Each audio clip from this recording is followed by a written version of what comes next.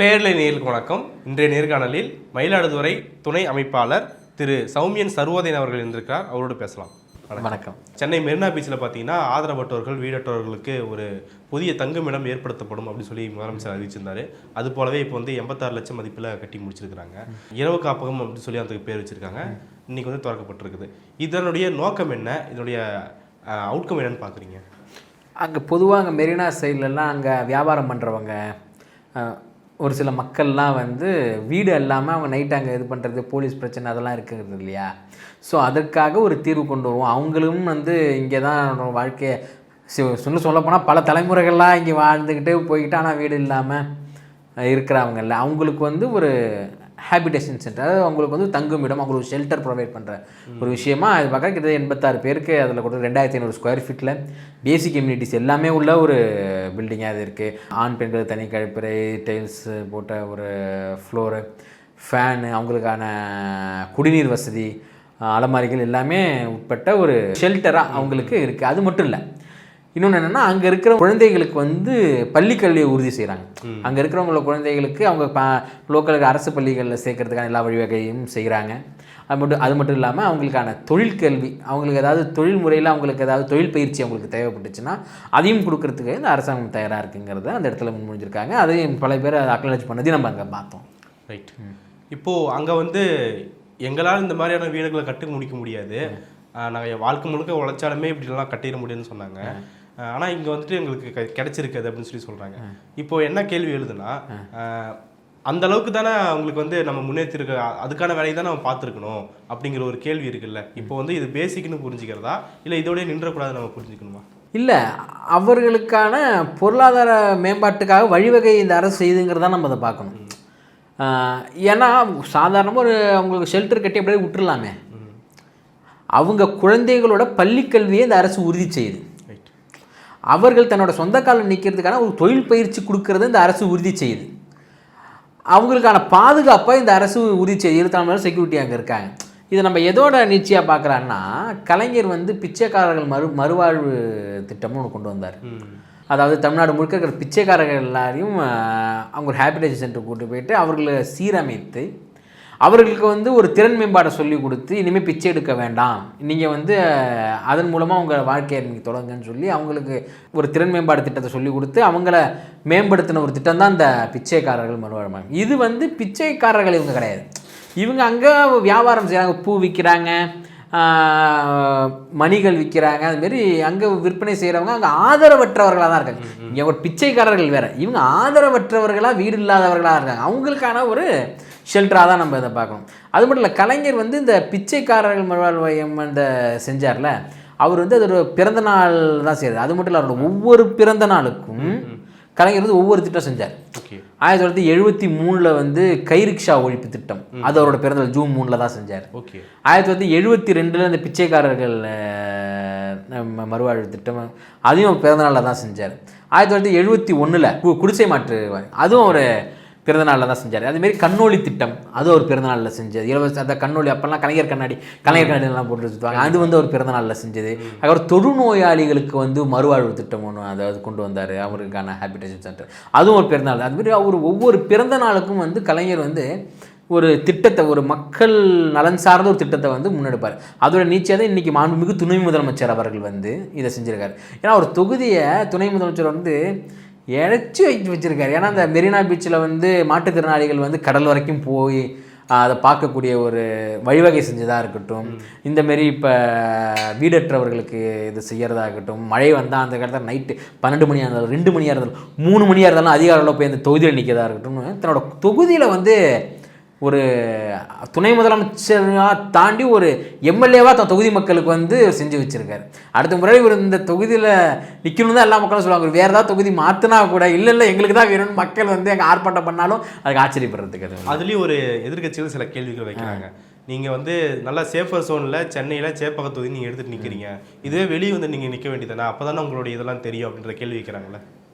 தமிழ்நாடு முழுக்க உள்ள 234 தொகுதியில் எந்த தொகுதியில் நின்னாலும் ஹையஸ்ட் ஓட் டிஃபரன்ஸில், குறைந்தபட்சம் ஒரு 50,000 ஓட் டிஃபரன்ஸில் மாண்பு துணை முதலமைச்சர் இளைஞர் நிச்சயாளர் அவர்கள் வந்து ஜெயிப்பார். நான் வேணால் சவாலானாலும் இதை விட்றேன், அவர் ஜெயிப்பார். அவர் நிற்கிற அதே தொகுதியில் இப்போ பேசுகிறவங்க, இல்லை பவளவிழா பாப்பான்னு சொல்கிறவங்க, பிராமண கடப்பாறைன்னு சொல்கிறவங்கலாம் வந்து அந்த தொகுதியில் கண்டெஸ்ட் பண்ணி அவரை ஜெயிக்க முடியுமா? இதை நான் ஒரு கேள்வியாக இங்கே முன் வைக்கிறேன்.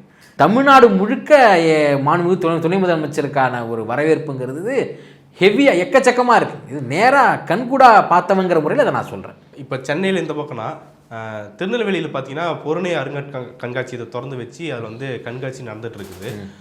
இதனுடைய நோக்கம் என்னன்னு பார்க்குறீங்க? திரும்ப திரும்ப நம்ம வந்து பழமைவாதம் பேசுகிறோமோ அப்படிங்கிற கேள்வி வந்து திரும்பவும் கேட்குறாங்க. அது எப்படி நம்ம புரிஞ்சுக்கிறது? பழமைவாதம் கிடையாது. நீங்கள் சும்மா பேசிட்டு போயிடலாம். கல் தோன்றி மண் தோன்றா காலத்தே வாளோடு முன் தோன்றி முட்டை கொறின்னு அதை எவிடென்ஷுவலாக காட்டணும்ல. நம்ம இதுதான் ஆக்சுவல், இதுதான் நம்ம காட்டணும்ல. அதுக்கான வேலைகளை இந்த அரசு வந்து செஞ்சுக்கிட்டு இருக்கு. நம்மளை பொதுவாக இப்போ நம்ம பெருமையாக நம்ம வேணால் பேசிக்கலாம். ஆதாரம் அதை கலெக்ட் பண்ணி இதுதான் ஆதாரம்னு இந்த உலகத்துக்கு இந்த தமிழ்நாடு அரசு மாண்புமிகு தமிழ்நாடு முதலமைச்சர் அவர்கள் வந்து செய்கிறாங்க. ஸோ அதோட வெளிப்பாடாக தான் வந்து நம்ம கீழடி அகழ்வாராய்ச்சியும் பார்க்கலாம், இல்லை கொற்கை நகர உள்ளடக்கிய இந்த பொருணை கண்காட்சி இதாகவும் நம்ம பார்க்கலாம். ஏன்னா இப்போ நம்ம தமிழ் சமுதாயத்து மேலே பொதுவாக நமக்கு தெரியாது, வேற்று மாநிலத்தவர்கள் வந்து நம்ம மேலே பெருசாக சொல்கிறது என்னன்னா, நம்மளோட பாஸ்ட்டை பற்றி, அதாவது நம்மளுடைய பழமையை பற்றி அவங்க சொல்லும்போது நம்மளை வந்து ஒரு பெரிய நாகரிகமயமாக இவங்க தமிழ் சமூகம் இருந்ததுன்னு அவங்க சொல்லவே மாட்டாங்க. அதை எக்காரணம்னு சொல்ல மாட்டாங்க. இவங்க வந்து வேட்டையாடிட்டு இருந்தாங்க, விவசாயம் பண்ணிக்கிட்டு இருந்தாங்க அப்படிம்பாங்க. முதுமக்கள் தாழி புதைக்கிறவங்க, இந்த மண்ணோடு அந்த அதுமாதிரி செய்கிறவங்கன்னு நம்மளை வந்து ஒரு நகரமயமாக்கல்ங்கிற வார்த்தையும் வாயிலேருந்து வராது. அப்படி ரொம்ப செழிப்பாக இவங்க முன்னோர்கள்லாம் இருந்தாங்கன்னு சொல்லவே மாட்டாங்க. ஆனால் அதற்கான ஆதாரங்களை இல்லை, இவங்க வந்து நகர்மயமாக்கலோட இவங்க இருந்தாங்க. கிட்டத்தட்ட 3200 வருஷத்துக்கு முன்னாடியே 1155 பிசிலேயே வந்து இவர்கள் வந்து ஒரு செல்வ செழிப்போட அதீத நகரமயமாக்கலோட ஒரு வாழ்க்கையை வாழ்ந்துக்கிட்டு இருந்தாங்க. ஏன்னா இந்த அகழ்வாராய்ச்சியில் பல விஷயங்கள் நமக்கு கிடைக்கிது. என்னென்னா ஒரு செவுறு மேலே ஒரு ஓடு, அந்த ஓட்டுக்கான ரிவீட்மெண்ட், ஒரு ஓடும் இன்னொரு ஓடும் சேர்ந்ததுக்கான அந்த ரிவீட்மெண்ட் நமக்கு கிடைக்கிது. அதற்கு பிறகு வந்து train system, closed train system, மழைநீர் வடிகால் தனியாக இருக்குது, இவன் ட்ரெயின் சிஸ்டம் தனியாக, அதுக்கு தனியாக க்ளோஸ்டு ட்ரெயின் சிஸ்டம் கிடைக்கிது. அதற்கு பிறகு ஆபரணங்கள், சாதாரண அந்த இரும்பு அந்தமாரி ஆபரணங்கள் இல்லை, நல்ல விலை உயர்ந்த கற்கள், அதாவது நீலமணி கற்கள், சூதுபவள கற்கள், தங்க ஆபரணங்கள் அதெல்லாம் கிடச்சிருக்கு. அதுக்கப்புறம் கிறிஸ்டல் குவாட்ஸ் அதிலெல்லாம் செஞ்சதெல்லாம் கிடச்சி. அது மட்டும் இல்லை, சங்க அறுத்து வளையல் செஞ்சுருக்காங்க. ஓகே, அந்த சங்க அறுத்து வளையல் செய்கிற பட்டறைகள் கிடைச்சிருக்கு. பாதி அறுக்கப்பட்ட சங்குகள் அது கிடைக்கிது. நெசவு செஞ்சுருக்காங்க. நெசவு ஒரு பஞ்சிலிருந்து ஒரு புடவையோ ஒரு துணியோ அது செஞ்சு அதுக்கான ஆதாரம் கிடைக்கிது. அதுக்கான தக்கிலி, அந்த நூல் நூக்கிறதுக்கான தக்கிலி அது கிடச்சிருக்கு. அதுக்கப்புறம் நெசவு செஞ்சு சாதாரண துணியாக விடல, அதில் டிசைன்ஸ் வச்சுருக்காங்க. இப்போ ஸ்க்ரீன் பிரிண்டிங் மாதிரி அதில் வந்து டிசைனை வந்து ஒரு அச்சு மாரி வச்சு அதில் டிசைன்ஸ் வச்சு இந்த துணியை உடுத்திருக்காங்க. அது நமக்கு கிடைக்கிது. வாணிபம் சார்ந்து, அதாவது இவர்கள் வெளிநாட்டோட வாணிபம் செஞ்சதுக்கான ஆதாரங்கள் நிறையா கிடைக்கிது.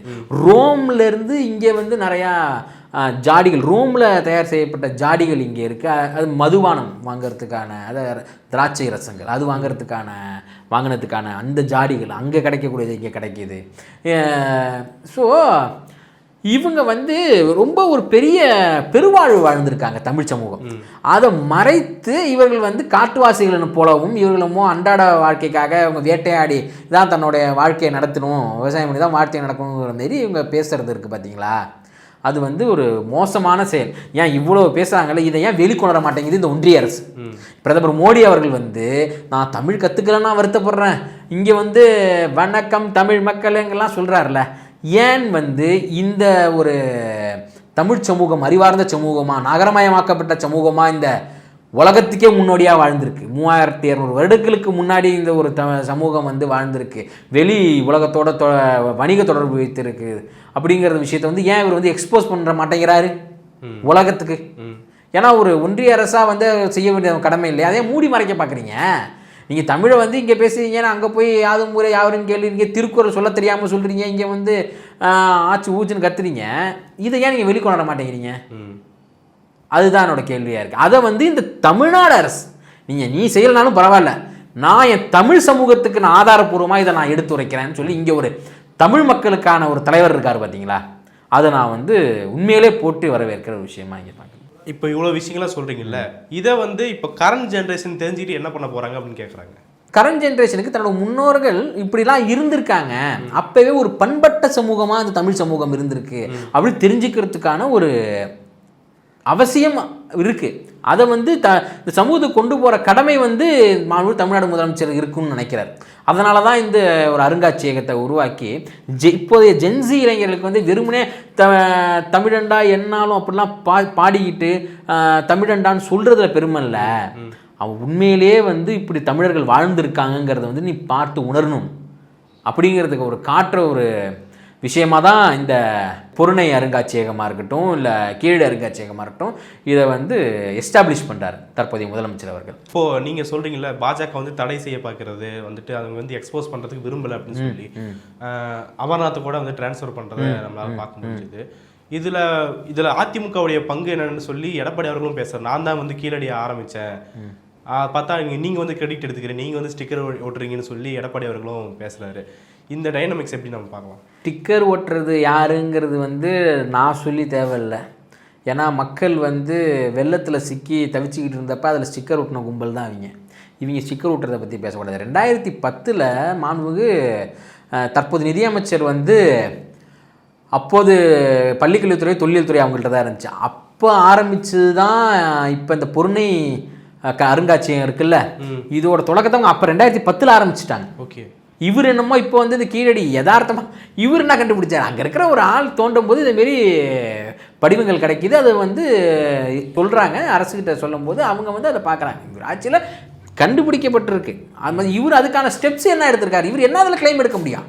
அப்படின்னா இப்போ நீங்கள் பாஜகவோட கூட்டணியில் இருக்கீங்க, நீங்கள் வந்து சொல்லி இதுமாரி என்னோட தமிழ் சமூகங்க இவ்வளோ அறிவார்ந்த சமூகம் பண்பட்ட சமூகமாக இருந்திருக்கு, நகரமயமாக்கலை வந்து 3500 ஆண்டுகளுக்கு முன்பே நகரமயமாக்கலாக இருந்திருக்கான், எழுத்தறிவு இருந்திருக்கு, ஒரு பானையை விற்றுருக்காங்க, அந்த பானையில் ஒரு பேர் இருக்குது.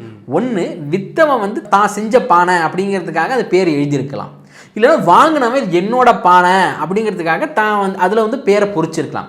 ஸோ அந்த பேர் பொறிக்கக்கூடிய அந்த கல்வியறிவு அப்படிங்கிறது வந்து 3200 வருஷத்துக்கு முன்னாடி அவருக்கு இருந்திருக்கு. ஸோ அப்படி ஒரு பண்பட்ட சமூகத்தை நான் வந்து தமிழ்நாடு இருக்குது, அதை ஏன் உலகத்துக்கு எஸ்டாப்ளிஷ் பண்ண மாட்டேங்கிறீங்க மோடி அவர்களே, அதை பண்ணி கொடுங்க எங்கள் தமிழ் சமூக மக்களுக்குன்னு எடப்பாடி அவர்கள் கேட்கலாம்ல, அதையும் செய்ய மாட்டேங்கிறார், கேட்க மாட்டேங்கிறாரு. இத்தனை வருஷமாக அவர் தான் கூட்டணியில் இருக்காருல்ல, அதை செய்ய வேண்டியது தானே, அதுக்கெல்லாம் வாய மூடிக்கிட்டு இருக்காரு. இப்போ இதுக்கு மட்டும் கிளைம் எடுக்க வராருன்னா இது எந்த விஷயத்தில் ஏதாவது ஒன்றும் தெரியல, எனக்கு சொல்ல தெரியல. ரைட், நிறைய விஷயங்களை பகிர்ந்தீங்க, மிக்க நன்றி. நன்றி.